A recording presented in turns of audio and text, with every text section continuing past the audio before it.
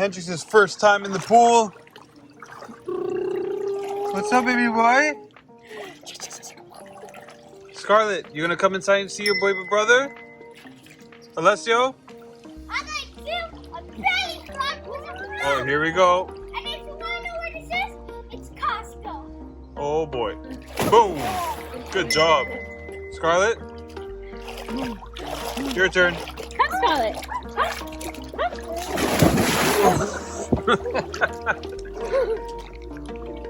She loves swimming with us, eh? Look at me.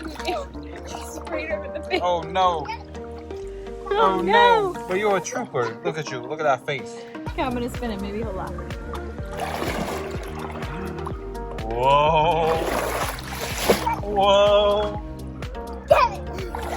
Get it. Trip it. Lick it. He loves it. She always drinks water. She's like... Yeah. She does. But she loves the water. She's been a water dog since the day we got her. And so far, Hendrix is liking his first pool. It's not his first time in this pool. Yeah. Yeah. In Capo, he went in the ocean. Look at that. First time we went in a pool. He's not very worried. No. Look at his face. He's all wet. How you guys do splish splash? Yeah. So you're gonna take the time to explain them your little tips and tricks? Yeah. All right. She's got some tips and tricks that she actually went against the grain with a lot of experts that told her she wasn't able to grow anything in that garden in this area where we live because of the soil. So she's gonna give you guys a few little tips and tricks that you guys could kind of like MacGyver. MacGyver around anything anybody tells you to do. So basically you can just create your own environment for your garden, which will always give you guys success. So here we go. Welcome back, guys, to our video. This video is about our garden. So Alessio is doing homeschool, and one of our big projects this summer is the garden. And yeah, that's actually our kale from last year. We'll get to that in 2 seconds. So I asked you guys on Instagram if I should do a little series on our garden and how we do it and everything, and at the same time it's really cool because Alessio and I, it's our project, and we'll have a keepsake. This is our last summer at this house, and it's gonna be just like a really good memory of our garden that we did for 4 years. So the first thing we're doing today is the most work. We're taking out all the weeds. Fun fact, I don't take out the weeds like everybody else does at the end of the summer because during winter time, a lot of it decomposes, and that actually makes food for your soil. And so I try to mimic the garden as much as possible, like nature. So I don't water it every single day, and I don't take out all the weeds after summer. I let them kind of like rot throughout the winter. Whatever decomposes, decomposes. And now we're just gonna filter out all the bad stuff. So basically all this is bad because the tomatoes are all dead. We have to take all that out. Let's tell the viewers what's all good. What's all good? Okay. So what's good is we have some asparagus. So I let this one go into flowers because it makes little seeds. They're gonna drop down and make more. So these are yearly. You plant them once, you have them for life. My lavender, some lavender dies and some stays alive. My lavender is alive. It's this here. Smells really good. The rest is all needs to go because there was all peppers. My hot peppers. Yeah, I remember. Yeah, the hot peppers are seasonal. Hot peppers were the yellow ones. How about the yellow ones? Yeah, those were hot as well. How about these ones? No, Yeah, those are weeds. Those were all hot peppers there, actually. No, these were weeds. Yeah, those are all weeds now. How All of about that this? is weeds. How about this? All weeds. Sure, Yeah. this is weed? Yeah. It is all weeds. Basically, this is all weeds except for the kale, which, guys, kale is supposed to die, but this kale is thriving. It survived the winter, the harsh Canadian winter. You guys can see that one kind of survived. And then, yeah, so I don't even know if I should take this out. It's kind of like cool that it survived, but the rest is all garbage. And that is our oregano. we need to trim it. It's already ready for harvesting. So what we're gonna do is after we're done taking out all the weeds, we're gonna harvest our oregano so that we could find our chives behind it, and we're gonna hang it up to let it dry, as Greeks do. We have our little baby here. Hey, hi.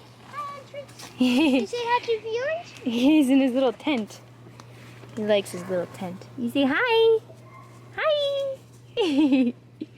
Yeah. Oh. So we're gonna put a little montage, a fast-paced montage of us de-weeding everything. 1, 2, 3.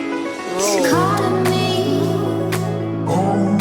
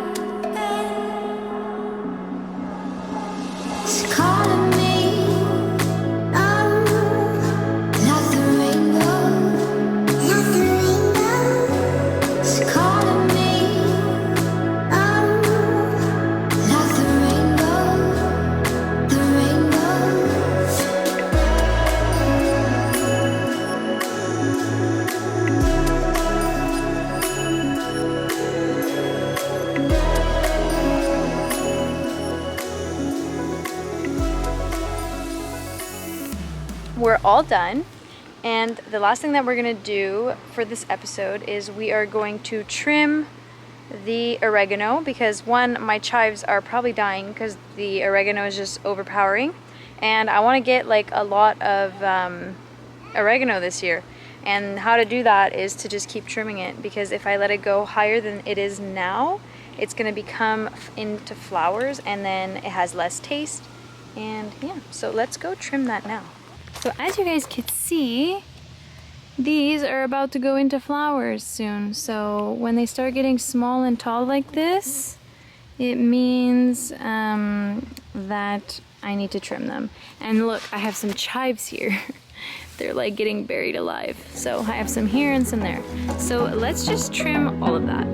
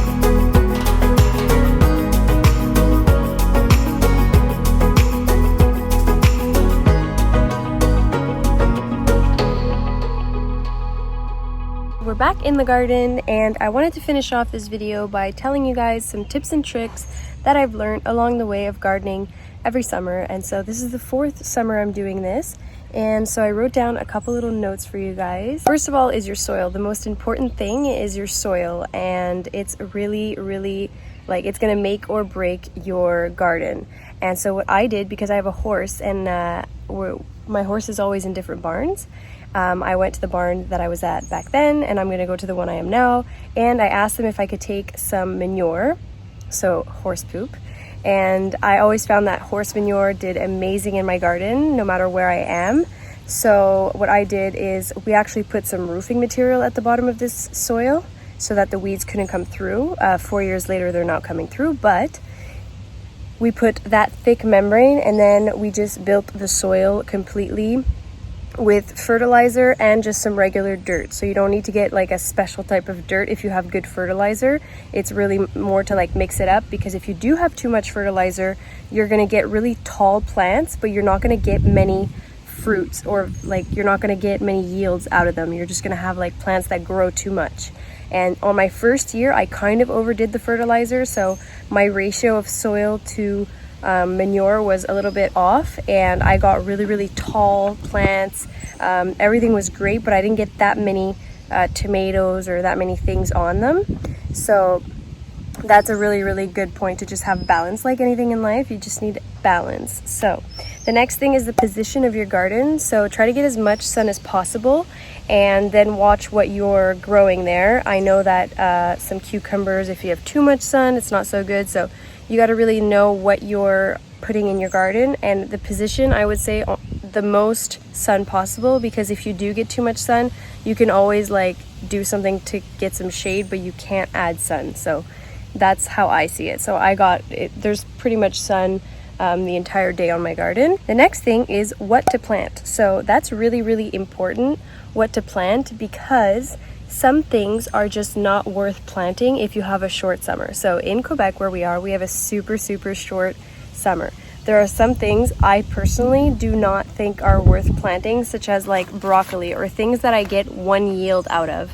To me, like, to spend all that water, all that time, and you're buying the plant itself is like around $3-4, when like, you know, broccoli is super cheap at the market. So I try to always look at the economics aspect of it, not only because I'm like passionate about gardening, but I like to save money on gardening. So I plant things that yield a lot. So like spicy peppers, like even if you don't like spicy peppers, choosing large peppers is one thing. They're great, but if you choose like a banana pepper that's not spicy, the smaller peppers, they yield more of them, and so you get way more for your money. Another thing that I love is tomatoes. I plant like 6-7 different types of tomatoes, because those things you can never go wrong with, and if you have too many, you can make a spaghetti sauce or like a marinara sauce. You can can them and they could be great. Same for the peppers. I make a nice sauce with them. If I have too many peppers, I can make a soup with them. I have an amazing recipe from my grandma's best friend for that. So those never go to waste. Cucumbers are key. They never go to waste either. If you like zucchini, those are super worth it. Things like watermelon, for me, like, it just takes so long to get them big and ripe that you don't get enough for the place that I find my garden. It's like, it gets big, but it's not big enough. It takes too much real estate to have a watermelon or like cantaloupe and stuff like that. So I'm gonna let you guys know in the next episode what I decide to plant this year, but those are my go-tos to make sure that I do not waste anything, and to make sure I'm using my real estate as much as possible. And also lettuce and kale are key as well. Lettuce is kind of annoying because it grows once and then you maybe get a second one out of it, but kale, on the other hand, is so cheap and you get so much out of a kale plant, as you guys can see. So kale is really key. Arugula and some herbs and spices, those are amazing. Okay, on to the next plant. We will talk about that on the next episode. So don't plant too early. A lot of people plant too early. They get too excited and they're like, oh my god, it's nice this week, and they're in May, and then they plant too early, and then that one night comes when it's really cold, and guess what? Their plants die. And anything that can make me lose a lot of money, I do not do, and that's one of them. So if you spend a lot of money on your plants and then you don't control Mother Nature, so you're better off to plant later than earlier. I have planted mid-July and have yielded enough, as much as other people on regular years. So you're better late than early. It's very rare that applies, but better late than early. Another thing is watering. So you need to water your garden, not too much and not too little. So too much, it's going to make too much moisture, and unless you're in a drought, it's just going to create little pockets of mold, and your plants are going to get sick. Another really good thing that I want to touch on is try to have 0 leaves touching the ground. Why I say this is because sometimes in soil there are different parasites or mold and stuff like that, and it'll happen. You can't control it. If you do have that and it touches one of the leaves, that's what will get your whole plant sick. If you cut the leaves, I always cut about 1 foot, the first foot of all my tomatoes, especially because tomatoes are finicky. So if you cut the first foot about of all the leaves, once your plants are strong, your tomatoes will never get sick, and that's the case for me. So I've had little problems of too much moisture. I have just never had problems with my tomatoes because I do that. So that's a really fun fact. You try to water only in the morning or at night, not during the day, because again, if you water your plants and you get some water on your leaves, what happens is the sun shines on it. It acts like it just makes them dry up, and it could damage your plants. So morning or night. Last but not least, saving money. Again, try to take plants that you're going to get a lot for your money. For example, mint. You plant it once, you have some for life. Mint is amazing. So we'll touch on different types of things in the garden after, but overall, just try to look at how many yields you're going to get off those plants, and if it makes sense economically. And again, if you're just passionate about broccoli, just plant broccoli. But I'm just letting you know that it might not yield, like, you're not going to save money on making it your own, unfortunately, and it might take up a lot of space in your garden. So the last thing is, if you want inspiration on how to make a garden like this, we got our inspiration on Pinterest. So you could go on Pinterest and write like different types of gardens, and then you get yourself a handy man, a handy husband, and there you go. So with that being said, guys, thank you so much for joining today's video. Thank you so much for watching. Those who made it to the end, I love you guys. Thank you so much. If you have any other tips and tricks for gardening, comment down below. If there's something you love planting in your garden, comment down below. Let me know. I could try something new this year. I'd love to. And so we will catch you guys on the next video. I love